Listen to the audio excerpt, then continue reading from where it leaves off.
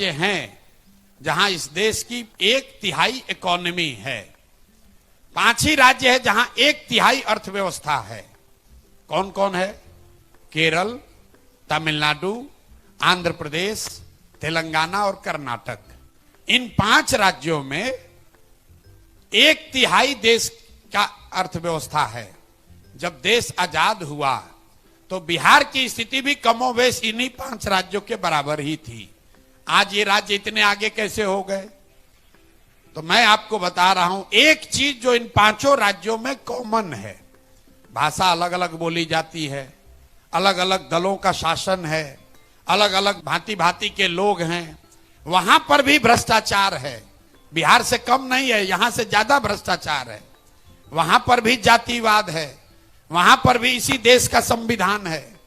लेकिन उन 5 राज्यों में एक बात ऐसी है जो यूनिक है, वो ये कि पिछला 78 साल में उन 5 राज्यों में कोई व्यक्ति, कोई दल 10 बरस से ज्यादा मुख्यमंत्री नहीं रहा है। लोग पलटते रहते हैं। लोगों का वोट का डर नेताओं में बना हुआ है कि अगर हम काम नहीं करेंगे तो जनता हमको हरा देगी। बिहार में नेताओं के मन से वो डर ही खत्म हो गया है। वो जान रहा है हम काम करें या न करें, जनता खुश हो नाराज हो, चुनाव आते आते रो के गा के गरिया के वोटवा उसी को देगा, वोट उसी को आप दीजिएगा। तो लोकतंत्र को अगर आप जिंदा करेंगे तो जनसुराज हो या कोई दूसरा दल है, आपको फायदा उसका होगा। जनसुराज करे या न करे, आप अभी देख लीजिए, नीतीश कुमार वृद्धों को यहां पेंशन देते थे 400 रुपया। 20 बरस से यह व्यवस्था है।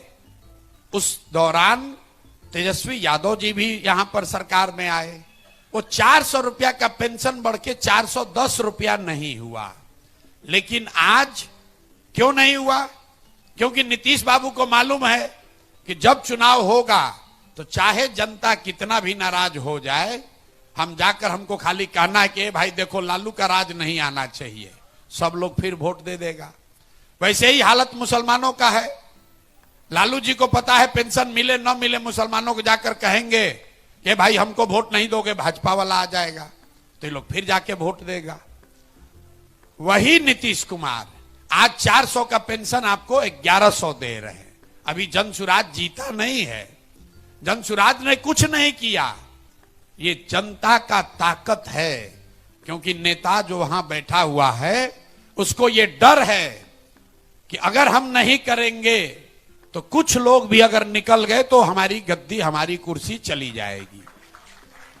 जो आशा और रसोईया पटना में गए आंदोलन करने, उनको लाठी से मार के नीतीश कुमार ने ठीक करवाया, उसको घर बैठे मानदेय बढ़ा दिया गया। आपका बिजली का 125 यूनिट फ्री हो गया। ये जनसुराज ने नहीं किया, ये जनता ने किया है। जैसे ही सरकार में बैठे लोगों को ये अगर लग जाए, उनको डर हो जाए हारने का, अपने आप आपका काम होगा। और अगर ये डर खत्म हो जाए तो जनसुराज में भी जो जीत कर आएगा वो भी काम नहीं करेगा। ये मत समझिए कि खाली जदयू वाले गलत हैं, भाजपा वाले गलत हैं। अगर कल जनसुराज के लोग जीत कर आ जाएं और उसके मन में भी ये हो जाए कि हमको कोई हराएगा नहीं, तो हम भी काम नहीं करेंगे, जनसुराज का आदमी भी काम नहीं करेगा।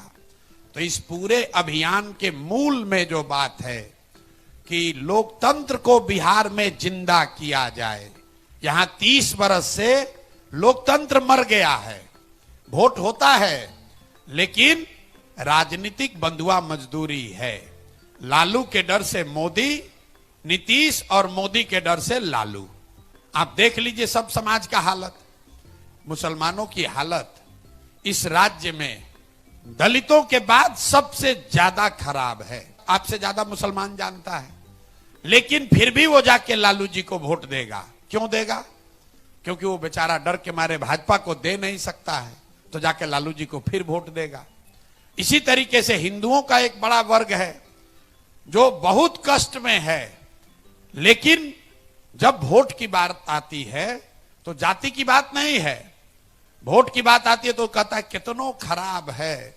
तो लालू का जो जंगल राज था उससे तो बढ़िया है रे भाई, 6 बजे ही पूरा मुजफ्फरपुर बंद हो जाता था।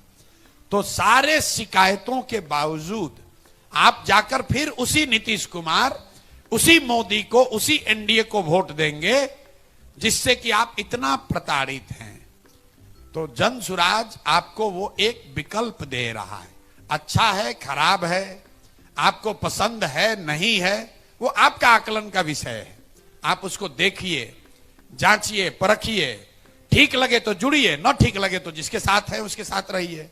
लेकिन बिहार की ये दुर्दशा इसलिए है कि यहां 30-35 साल से राजनीतिक विकल्प खत्म हो गया है। वो विकल्प नया बनाया जा रहा है और इस विश्वास से बनाया जा रहा है कि समाज उसको देखेगा, समझेगा, लोग अपने भविष्य को उसमें ढूंढेंगे। अगर हम लोग अपना सही काम करेंगे आपका विश्वास बनेगा, नहीं बनेगा तो भी कोई बात नहीं है। आपको जो अभी जिंदगी अच्छा लग रहा है तो इसी में जिंदा रहिए, इसमें दिक्कत क्या है।